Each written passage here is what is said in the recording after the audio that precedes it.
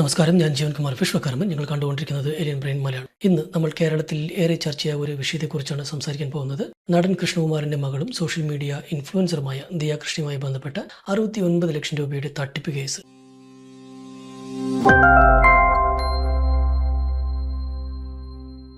ഈ വിഷയം ഓരോ ദിവസവും പുതിയ വഴിത്തിരിവുകളിലൂടെയാണ് കടന്നു പോകുന്നത്. അതോടൊപ്പം നികുതി വെട്ടിപ്പ് ആരോപണങ്ങളും ജാതി കാർഡ് വിവാദവും പോലീസ് പരാതി സ്വീകരിക്കുന്നതിലെ നിയമപരമായ ചില ചോദ്യങ്ങളും കടന്നു വന്നിട്ടുണ്ട്. സാധാരണഗതിയിൽ ഇത്തരത്തിലുള്ള ചീപ്പ് വ്ലോഗേഴ്സിനെ കുറിച്ച് ഞാൻ അവരുടെ പ്രവൃത്തികൾ, സാമൂഹിക പ്രശ്നങ്ങളെ മാറാത്തടത്തോളം കാലം ഞാൻ വീഡിയോ ചെയ്യാറില്ല. സ്വന്തം വീട്ടിലെ കാര്യങ്ങൾ മറ്റുള്ളവരുടെ മുന്നിൽ വിളമ്പിക്കൊണ്ട് തിന്നതും തുപ്പിയതും സ്വന്തം മക്കളുടെ ഭ്രഷ്ടം കഴുകിയതും വരെ കാണിച്ചുകൊണ്ട് അതിൽ നിന്നും കാശുണ്ടാക്കുക എന്ന വൃത്തികേടിനോട് എനിക്ക് യോജിപ്പില്ല. ഈ കേസിനെ കുറിച്ച് കൊടുത്തിട്ടുള്ള ഇന്റർവ്യൂസിൽ തന്നെ ദിയയുടെ കൊച്ചമ്മ ചമയൽ പ്രകടനം നമുക്ക് വ്യക്തമായി കാണാൻ കഴിയും. പറയേണ്ട കാര്യമില്ല, നമ്മൾ തെളിവ് പ്രൊവൈഡ് ചെയ്ത് കഴിഞ്ഞു. ഈ നമ്മളെക്കുറിച്ച് ആരോപണങ്ങൾ പറഞ്ഞവരില്ലേ, അവർ ഒരു തെളിവ് പോലും ഇതുവരെ പ്രൊഡ്യൂസ് ചെയ്തിട്ടില്ല. ക്യാമറയുടെ മുന്നിലോ പോലീസ് സ്റ്റേഷനിലോ എവിടെയും തെളിയിച്ചിട്ടില്ല. അപ്പോൾ അവർ പ്രൊഡ്യൂസ് ചെയ്യട്ടെ. പ്രൊഡ്യൂസ് ചെയ്തതിന് ശേഷം ഈ ഒരു ആരോപണം ഞാൻ ഏറ്റെടുക്കാം. താൻ വിചാരിച്ചാൽ ഇവരെയൊക്കെ പൂട്ടിക്കളയും, താനെന്ത് വലിയ സംഭവമാണെന്നുള്ള മട്ടിൽ അവരുടെ ഭാവവും നമുക്ക് കാണാൻ കഴിയും. അവരുടെ അമ്മയുടെ ഇന്റർവ്യൂസിൽ പക്ഷെ ഒരു സാധാരണ സ്ത്രീ എങ്ങനെയാണോ പെരുമാറുക, സംസാരിക്കുക, റെസ്പോണ്ട് ചെയ്യുക, അതേ നമുക്ക് കാണാൻ കഴിയുള്ളൂ. വീണ്ടും നമ്മൾ ചോദിക്കുന്നുണ്ട്, ഇങ്ങനെയൊക്കെ ചെയ്താൽ നിങ്ങളെ പിടിക്കപ്പെടും എന്ന് നിങ്ങൾക്ക് അറിയില്ലേ? അപ്പൊ പറയാം, അറിയാം, എന്തെങ്കിലും പിടിക്കുന്ന അറിയാം എന്നും പറയുന്നുണ്ട്. ആ ഒരു സഭ്യത ദിയയുടെ വീഡിയോയിൽ നമുക്ക് കാണാൻ കഴിയുന്നില്ല. കാരണം മില്യൺ ഫോളോവേഴ്സ് ഉള്ള ഹുങ്കാണെങ്കിൽ അത് അത്ര നല്ലതല്ല. ഇതിനേക്കാളും millions and millions of followers ഉള്ള വ്ളോഗേഴ്സ് പോലും തീ തിന്നിട്ടുണ്ട്, അകത്ത് പോയിട്ടുണ്ട്. സോഷ്യൽ മീഡിയ ഫെയിം എന്ന് പറയുന്നത് ഒരു രാജകീയ കീടമൊന്നുമല്ല. അതുകൊണ്ട് ആ സഭ്യത കാണിക്കുന്നത് നല്ലതായിരിക്കും. അല്ലെങ്കിൽ ഇപ്പോൾ തലയിൽ കൊണ്ട് നടക്കുന്നവർ തന്നെ താഴെ വലിച്ചെറിഞ്ഞ് ട്രോളാൻ തുടങ്ങും. അതാണ് സോഷ്യൽ മീഡിയ. അവർക്കും വ്യൂസും മോണിറ്റൈസേഷനും എല്ലാം വേണ്ടേ. അപ്പോൾ അത്തരത്തിലുള്ള ഒരു ചീപ്പ് വ്ളോഗറാണ് ദിയ എങ്കിൽ പോലും ഈ വിഷയത്തിൽ എന്തിനും ഏതിനും ജാതി കാർഡ് ഉപയോഗിച്ചുള്ള എസ്കേപ്പിസം, നികുതി വെട്ടിപ്പ് പോലുള്ള ചില ഗുരുതരമായ സാമൂഹിക പ്രശ്നങ്ങൾ ഉള്ളതുകൊണ്ട് തന്നെ ഇത് ചർച്ച ചെയ്യേണ്ട ഒരു വിഷയമായി മാറിയിരിക്കുക. ആദ്യം ഈ കേസിന്റെ ചുരുക്കമൊന്ന് നോക്കാം.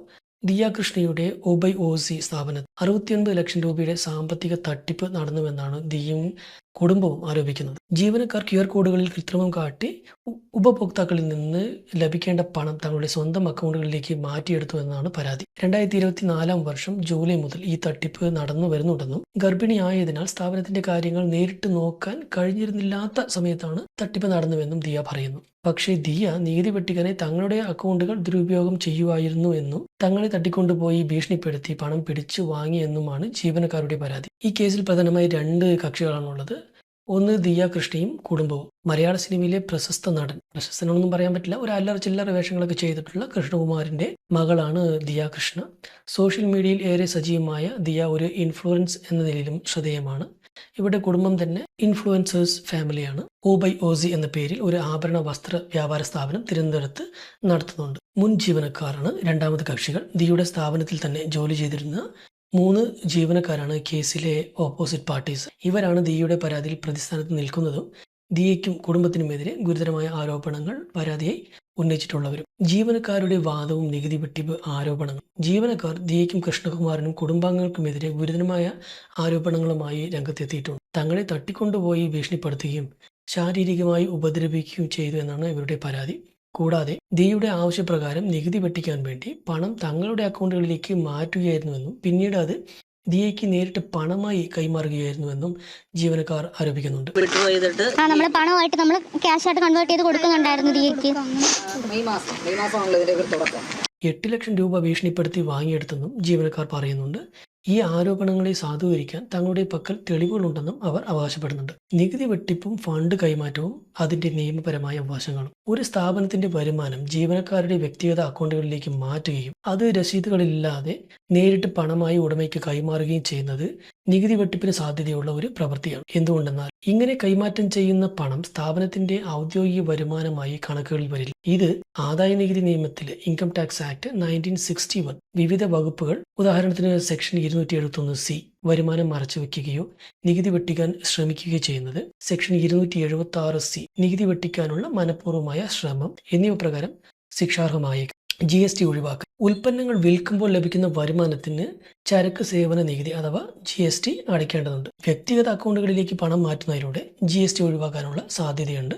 ഇത് GST അല്ലെങ്കിൽ SGST ആക്ട് പ്രകാരം കുറ്റകരമാണ്. അടുത്തത്, ഇങ്ങനെ പണം കൈകാര്യം ചെയ്യുന്നതിന് കൃത്യമായ സാമ്പത്തിക കണക്കുകൾ സൂക്ഷിക്കുന്നതിൽ നിന്ന് സ്ഥാപനത്തെ ഒഴിവാക്കാൻ സഹായിക്കും. പിന്നീട് ഒരു ഓഡിറ്റ് വരുമ്പോൾ ഇത് ഗുരുതരമായ പ്രശ്നങ്ങൾക്ക് വഴിവെക്കും. ദിയ ഇങ്ങനെ നികുതി വെട്ടിപ്പ് നടത്തിയിട്ടുണ്ടോ എന്നത് അന്വേഷണത്തിലൂടെ മാത്രമേ കണ്ടെത്താൻ കഴിയൂ. ജീവനക്കാരുടെ ഈ ആരോപണം പോലീസ് വിശദമായി പരിശോധിക്കേണ്ട വിഷയമാണ്. ബാങ്ക് സ്റ്റേറ്റ്മെന്റുകൾ, സാമ്പത്തിക ഇടപാടുകൾ, സ്ഥാപനത്തിലെ മറ്റ് രേഖകൾ എന്നിവയുടെ പരിശോധനയിലൂടെ മാത്രമേ ഇതിൽ വ്യക്തത വരുത്താൻ സാധിക്കും. ഇനി ജീവനക്കാരുടെ കുറ്റവും നിയമപരമായ ഉത്തരവാദിത്വം. ദിയ നികുതി വെട്ടിപ്പ് നടത്താൻ ശ്രമിച്ചു എന്നത് ഒരു ആരോപണം മാത്രമാണ്. അത് തെളിയിക്കപ്പെടേണ്ടതാണ്. എന്നാൽ ഈ ആരോപണം ശരിയാണെങ്കിൽ പോലും അത് ജീവനക്കാർ ഉപഭോക്താക്കളിൽ നിന്ന് നേരിട്ട് പണം തങ്ങളുടെ അക്കൗണ്ടിലേക്ക് മാറ്റിയെടുത്ത കുറ്റത്തെ ന്യായീകരിക്കുമോ എന്നത് ഒരു പ്രധാന ചോദ്യം. രണ്ട് വ്യത്യസ്ത കുറ്റകൃത്യങ്ങളാണ്. ദിയ നികുതി വെട്ടിപ്പ് നടത്താൻ ശ്രമിച്ചത് ഒരുപക്ഷെ സാമ്പത്തിക കുറ്റകൃത്യമായിരിക്കാം. അത് തെളിയിക്കപ്പെട്ടാൽ ദിയ ശിക്ഷാർഹിയാണ്. എന്നാൽ ജീവനക്കാർ ഉപഭോക്താക്കളുടെ പണം സ്വന്തം അക്കൗണ്ടുകളിലേക്ക് മാറ്റിയത് ഇന്ത്യൻ ശിക്ഷാ നിയമത്തിലെ, അതായത് ഇന്ത്യൻ പീനൽ കോഡ് വിവിധ വകുപ്പുകൾ പ്രകാരം ഗുരുതരമായ കുറ്റകൃത്യങ്ങളാണ്. ക്രിമിനൽ വിശ്വാസ വഞ്ചന, criminal breach of trust, IPC section 405, 406. വിശ്വാസപൂർവ്വം ഏൽപ്പിക്കുന്ന സ്വത്ത് വഞ്ചനാപരമായി സ്വന്തം ആവശ്യത്തിനായി ഉപയോഗിക്കുകയോ മറ്റൊരാൾക്ക് കൈമാറ്റം ചെയ്യുകയോ ചെയ്യുന്നത്. ഇവിടെ സ്ഥാപനത്തിന് ലഭിക്കേണ്ട പണം ജീവനക്കാർ സ്വന്തമാക്കിയത് ഈ വകുപ്പിന്റെ പരിധിയിൽ വരും. ചതി, ചീറ്റിംഗ്, IPC സെക്ഷൻ 415, 420. വഞ്ചനയിലൂടെ ഒരു വ്യക്തിയെ വഞ്ചിച്ച് സ്വത്ത് കൈപ്പറ്റുകയോ അല്ലെങ്കിൽ സ്വത്ത് കൈമാറാൻ പ്രേരിപ്പിക്കുകയോ ചെയ്യുന്നത്. ജീവനക്കാർ QR കോഡുകളിൽ കൃത്രിമം കാട്ടി അല്ലെങ്കിൽ തങ്ങളുടെ QR കോഡുകൾ കാട്ടി പണം സ്വന്തമാക്കിയത് ഈ വകുപ്പിന്റെ പരിധിയിൽ വരാം. അടുത്തത് മോഷണം, തെഫ്റ്റ്, IPC സെക്ഷൻ 378, 379. ഒരു വ്യക്തിയുടെ അനുമതിയില്ലാതെ അയാളുടെ സ്വത്ത് എടുക്കുന്നത്. ഇനി ഇവരുടെ ഉത്തരവാദിത്തം. ജീവനക്കാർ ഒരു സ്ഥാപനത്തിൽ ജോലി ചെയ്യുമ്പോൾ സ്ഥാപനത്തിന്റെ സാമ്പത്തിക ഇടപാടുകളിൽ സത്യസന്ധതയും വിശ്വസ്തതയും പുലർത്താൻ അവർക്ക് നിയമപരമായി ബാധ്യതയുണ്ട്. ദിയ നികുതി വെട്ടിപ്പ് നടത്താൻ ആവശ്യപ്പെട്ടുവെങ്കിൽ പോലും അത് ചെയ്യേണ്ടത് ജീവനക്കാരുടെ ജോലിയുടെ ഭാഗമല്ല. നിയമപരമായി തെറ്റായ ഒരു പ്രവൃത്തി ചെയ്യാൻ ആവശ്യപ്പെട്ടാൽ അത് ജോലി തന്ന ആളാണെങ്കിൽ പോലും അതിൽ നിന്ന് പിന്മാറാനുള്ള അവകാശം ജീവനക്കാർക്കുണ്ട്. അവർക്ക് സംശയമുണ്ടെങ്കിൽ നിയമപരമായ ഉപദേശം തേടുകയോ അധികാരികളെ അറിയിക്കുകയോ ചെയ്യാം. അല്ലെങ്കിൽ ഇവരെ കൊണ്ട് ആ പണി ചെയ്യിപ്പിച്ച കാലഘട്ടത്തിൽ തന്നെ ഇവരുടെ ഹസ്ബൻഡ്സിനോടോ അല്ലെങ്കിൽ അവർക്കറിഞ്ഞ അഡ്വക്കേറ്റ്സിനോടോ ആരോടെങ്കിലും ഒരു ഒപ്പീനിയനെങ്കിലും അവർ ചോദിക്കാമായിരുന്നു. സോ ഈ കുറ്റകൃത്യത്തിൽ നിന്ന് ഒഴിവാക്കാൻ കഴിയുമോ? ജീവനക്കാർക്ക് ദിയയുടെ നികുതി വെട്ടിപ്പ് ശ്രമം മറയാക്കി തങ്ങൾ ചെയ്ത തട്ടിപ്പിൽ നിന്ന് നിയമപരമായി ഒഴിവാകാൻ സാധിക്കില്ല. അവർ ഉപഭോക്താക്കളുടെ പണം തട്ടിയെടുത്ത് സ്വന്തമാക്കിയത് നിയമപരമായി തെറ്റാണ്. ദിയ നികുതി വെട്ടിപ്പ് നടത്താൻ ആവശ്യപ്പെട്ടിട്ടുണ്ടെങ്കിൽ ആ കേസിൽ ദിയയും ജീവനക്കാരും ഒരുപോലെ പ്രതികളാകാം. കാരണം അവർ കുറ്റകൃത്യത്തിൽ പങ്കാളികളായി. എന്നാൽ ഉപഭോക്താക്കളുടെ പണം തട്ടിയെടുത്ത് സ്വന്തമാക്കിയ കുറ്റത്തിന് ജീവനക്കാർ മാത്രമാണ് പ്രാഥമികമായി ഉത്തരവാദികൾ. എൻ്റെ ലൈഫിൽ ആദ്യമായിട്ട് ചെയ്ത തെറ്റ് സാധൂകരിക്കാനുള്ള തെളിവുകൾ പുറത്തുവിട്ടുകൊണ്ട് താങ്കൾ നല്ലവരാണ് എന്ന് പറഞ്ഞ് ഒരേ ഒരു ടീം ഈ 3 പേര് മാത്രമായിരിക്കും. അതായത് ഞങ്ങളാണ് കുറ്റക്കാരാണെന്ന് കാണിക്കാനുള്ള എല്ലാ തെളിവുകളും ഓപ്പോസിറ്റ് പാർട്ടിക്ക് വേണ്ടി സോഷ്യൽ മീഡിയയിൽ പ്രചരിപ്പിച്ച ഇത്രയും ബുദ്ധിമാന്മാരായ ഒരു കള്ളന്മാർ ലോകത്ത് ഇതാദ്യമായിട്ടായിരിക്കും. സോ ഈ കുറ്റകൃത്യത്തിന്റെ വ്യാപ്തിയും ഗൗരവവും ഇവിടെ നടന്നുവെന്ന് ആരോപിക്കപ്പെടുന്ന സാമ്പത്തിക തട്ടിപ്പ് ഒരു സാധാരണ തട്ടിപ്പായി കണക്കാക്കാനാവില്ല. ഉപഭോക്താക്കൾ ഒരു സ്ഥാപനത്തിൽ പണം നൽകുമ്പോൾ അത് സ്ഥാപനത്തിന് നേരിട്ട് ലഭിക്കുമെന്നും സുരക്ഷിതമാണെന്നും വിശ്വസിക്കുന്നു. പക്ഷേ ജീവനക്കാർ പണം തട്ടിയെടുക്കുന്നത് ഉപഭോക്താക്കളുടെ വിശ്വാസം പൂർണ്ണമായും തകർക്കുന്ന പ്രവൃത്തിയാണ്. ദിയയുടെ OBY എന്ന സ്ഥാപനത്തിന് 69 ലക്ഷം രൂപയുടെ നഷ്ടം സംഭവിച്ചെന്ന് ആരോപിക്കപ്പെടുന്നു. ഇത് ഒരു ബിസിനസ് സ്ഥാപനത്തിന്റെ നിലനിൽപ്പിന് പോലും ഭീഷണിയാകാവുന്ന വലിയൊരു തുകയാണ്. GST പോലുള്ള നികുതികൾ അടയ്ക്കാതിരിക്കുന്നതും ഗുരുതരമായ സാമ്പത്തിക കുറ്റമാണ്. കൂടാതെ ജീവനക്കാർ പണം തട്ടിയെടുക്കുന്നത് ക്രിമിനൽ നിയമങ്ങളുടെ ലംഘനവുമാണ്. ഒരു പ്രമുഖ വ്യക്തിയുടെ സ്ഥാപനത്തിൽ ഇത്തരമൊരു തട്ടിപ്പ് നടക്കുന്നത് പൊതുസമൂഹത്തിൽ വലിയ ആശങ്കയുണ്ടാകും. ഓൺലൈൻ പേയ്മെന്റുകളുടെ സുരക്ഷയെക്കുറിച്ചും വിശ്വാസ്യതയെക്കുറിച്ചും ഇത് ചോദ്യങ്ങൾ ഉയർത്തും. ഇത് ഒരു വ്യക്തിയുടെ മാത്രം കുറ്റമല്ല, മറിച്ച് 3 ജീവനക്കാർ ചേർന്നുള്ള ഒരു ആസൂത്രിത തട്ടിപ്പാണെങ്കിൽ അതിന് കൂടുതൽ ഗൗരവമുണ്ടാകും. ഇനി പരാതി സ്വീകരിക്കുന്നതിലെ നിയമപരമായ ചോദ്യങ്ങൾ. ദിയ കൃഷ്ണയുടെ പരാതി പോലീസ് വൈകിപ്പിക്കുകയും എന്നാൽ ജീവനക്കാരുടെ പരാതി വേഗത്തിൽ സ്വീകരിക്കുകയും ചെയ്തു എന്നൊരു ആരോപണം ഈ കേസിന്റെ തുടക്കത്തിൽ തന്നെ ഉയർന്നിരുന്നു. ഇവിടെ പരാതി സ്വീകരിക്കുന്നതിൽ ആർക്കാണ് അധികാരം എന്ന് നിയമപരമായ ഒരു ചോദ്യം പ്രസക്തമാണ്. ഒരു കുറ്റകൃത്യം നടന്നാൽ അതിനെക്കുറിച്ച് വിവരം ലഭിച്ചാൽ അത് രേഖപ്പെടുത്താനും അന്വേഷണം ആരംഭിക്കാനും പോലീസിന് നിയമപരമായ ബാധ്യതയുണ്ട്. ക്രിമിനൽ നടപടിച്ചട്ടം code of criminal procedure CRPC section 154 പ്രകാരം ഒരു കോഗ്നിസബിൾ കുറ്റകൃത്യത്തെക്കുറിച്ച്, അതായത് കോഗ്നിസബിൾ ഒഫൻസ് എന്ന് പറയുമ്പോൾ പോലീസിന് വാറണ്ട് ഇല്ലാതെ അറസ്റ്റ് ചെയ്യാൻ അധികാരമുള്ള കുറ്റകൃത്യം, അതായത് പ്രഥമദൃഷ്ട്യാ ഈ പരാതിയിൽ പറയുന്ന കുറ്റകൃത്യങ്ങൾ നടന്നിട്ടുണ്ടെന്ന് പോലീസിന് ബോധ്യമുള്ള ഒരു കുറ്റകൃത്യം വിവരം ലഭിച്ചാൽ തന്നെ പോലീസ് ഒരു FIR first information report register ചെയ്യാൻ ബാധ്യസ്ഥരാണ്. ഈ കേസിൽ ദിയുടെ ഭാഗത്തു നിന്ന് ജീവനക്കാരുടെ ഭാഗത്തു നിന്നും പരാതികൾ ഉണ്ടായിരുന്നു. ദിയുടെ പരാതി സാമ്പത്തിക തട്ടിപ്പ് സംബന്ധിച്ചാണെങ്കിൽ, അതായത് IPC 406, 420 വകുപ്പുകൾ പ്രകാരമാണെങ്കിൽ, ജീവനക്കാരുടെ പരാതി തട്ടിക്കൊണ്ടുപോകൽ, ശാരീരിക ഉപദ്രവം, പട്ടികജാതി അല്ലെങ്കിൽ പട്ടികവർഗ അതിക്രമം, SC/ST prevention of atrocities act തുടങ്ങിയ ഗുരുതരമായ കുറ്റകൃത്യങ്ങളെക്കുറിച്ച് നിയമപരമായ മുൻഗണന ചില കേസുകളിൽ, പ്രത്യേകിച്ചും പട്ടികജാതി പട്ടികവർഗ അതിക്രമ നിരോധന നിയമപ്രകാരമുള്ള കേസുകളിൽ അതിവേഗ നടപടികൾക്ക് നിയമം അനുശാസിക്കുന്നുണ്ട്. ഒരുപക്ഷെ ഈ നിയമത്തിന്റെ പിൻബലത്തിലായിരിക്കാം ജീവനക്കാരുടെ പരാതിക്ക് മുൻഗണന ലഭിച്ചത് എന്ന വാദവും ഉയർന്നു വരുന്നുണ്ട്. ഇനി പോലീസ് ഉദ്യോഗസ്ഥന്റെ അധികാരം. ഏത് പോലീസ് സ്റ്റേഷൻ പരിധിയിലാണോ കുറ്റകൃത്യം നടന്നത്, ആ സ്റ്റേഷന്റെ ചുമതലയുള്ള ഉദ്യോഗസ്ഥനാണ് പരാതി സ്വീകരിക്കാനും FIR രജിസ്റ്റർ ചെയ്യാനും പ്രാഥമിക അന്വേഷണം നടത്താനുമുള്ള നിയമപരമായ അധികാരം. അതായത് ആ സ്റ്റേഷൻ ഹൗസ് ഓഫീസർക്കാണ് ആ അധികാരം. എന്നിരുന്നാലും ഏതെങ്കിലും ഒരു പരാതി സ്വീകരിക്കുന്നതിൽ പോലീസ് മനഃപൂർവ്വം കാലതാമസം വരുത്തിയിട്ടുണ്ടെങ്കിൽ അത് നിയമപരമായി വീഴ്ചയായി കണക്കാക്കാം. ഈ കേസിൽ നിലവിൽ ഇരുപക്ഷത്തിന്റെയും പരാതികൾ FIR രജിസ്റ്റർ ചെയ്യുകയും അന്വേഷണം ആരംഭിക്കുകയും ചെയ്തിട്ടുണ്ട് എന്നത് ശ്രദ്ധേയമാണ്. കൃഷ്ണകുമാറും ദിയയും ജീവനക്കാർ കുറ്റം സമ്മതിക്കുന്നതിന്റെ CCTV ദൃശ്യങ്ങളും വീഡിയോകളും പോലീസിന് കൈമാറിയിട്ടുണ്ട്. ഉപഭോക്താക്കൾ ജീവനക്കാരുടെ വ്യക്തിഗത അക്കൗണ്ടുകളിലേക്ക് പണം അയച്ചതിന്റെ സ്ക്രീൻഷോട്ടുകളും ദിയ സോഷ്യൽ മീഡിയയിലൂടെ പങ്കുവച്ചിട്ടുണ്ട്. ഏകദേശം 9 ലക്ഷം രൂപ ജീവനക്കാർ തിരികെ നൽകിയെന്നും അവർ പറയുന്നു. മറുവശത്ത് ഭീഷണിപ്പെടുത്തിയാണ് കുറ്റം സമ്മതിപ്പിച്ചതെന്ന് ജീവനക്കാർ ആരോപിക്കുന്നു. ഈ വിഷയത്തിൽ ഇരുപക്ഷവും പരാതി നൽകിയതിനെ തുടർന്ന് തിരുവനന്തപുരം മ്യൂസിയം പോലീസ് കേസെടുത്തിട്ടുണ്ട്. നിലവിൽ ഒരു പ്രത്യേക അന്വേഷണ സംഘം രൂപീകരിച്ചിട്ടുണ്ട്. ദിയുടെയും ജീവനക്കാരുടെയും 2024 ജൂലൈ മുതൽ 2025 ഏപ്രിൽ വരെയുള്ള ബാങ്ക് സ്റ്റേറ്റ്മെന്റുകളും പോലീസ് പരിശോധിച്ചു വരികയാണ്. സ്ഥാപനത്തിന്റെ സാമ്പത്തിക വിവരങ്ങൾ ഓഡിറ്റ് ചെയ്യാനും നീക്കങ്ങൾ നടക്കുന്നുണ്ട്. CCTV ദൃശ്യങ്ങളും കുറ്റസമ്മതം എന്ന് ആരോപിക്കുന്ന വീഡിയോസും പോലീസ് വിശദമായി പരിശോധിക്കുന്നുമുണ്ട്. ഇനി ഈ കേസിലെ പൊതുജന ശ്രദ്ധയും ഭാവി നടപടികൾ. ദിയും കുടുംബവും സോഷ്യൽ മീഡിയയിൽ സജീവമായതുകൊണ്ട് തന്നെ ഈ വിഷയത്തിന് വലിയ പ്രചാരണം ലഭിച്ചിരുന്നു. ആ ഫാമിലിയിലെ എല്ലാവർക്കും മിനിമം 5 ലക്ഷത്തിൽ കൂടുതൽ അല്ലെങ്കിൽ 1 ലക്ഷത്തിൽ കൂടുതൽ ഫാൻ ഫോളോവിംഗ് അല്ലെങ്കിൽ സബ്സ്ക്രൈബേഴ്സ് ഉള്ളതാണ്.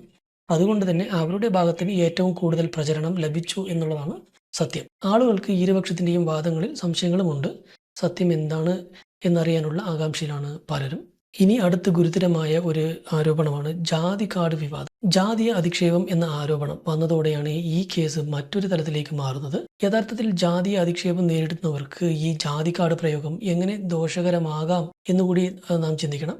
ഇത്തരം ഗൗരവകരമായ ഒരു വിഷയത്തിൽ തെളിവുകളുടെ അടിസ്ഥാനത്തിലല്ലാതെ കേസിൽ നിന്ന് രക്ഷപ്പെടാൻ വേണ്ടി മാത്രം ജാതിയെ ഒരു ആയുധമാക്കി ഉപയോഗിക്കുന്നത് യഥാർത്ഥത്തിൽ ജാതീയമായി വിഭാജനം അനുഭവിക്കുന്നവരുടെ പ്രശ്നങ്ങളെ നിസാരവൽക്കരിക്കുന്നതിന് തുല്യം. പിന്നീട് ഒരു യഥാർത്ഥ ജാതി അതിക്രമം ഉണ്ടാകുന്ന സമയത്ത് അതിനെ സമൂഹം വിശ്വാസത്തിലെടുക്കാൻ മടിക്കുന്ന ഒരു സാഹചര്യം ഉണ്ടാകും.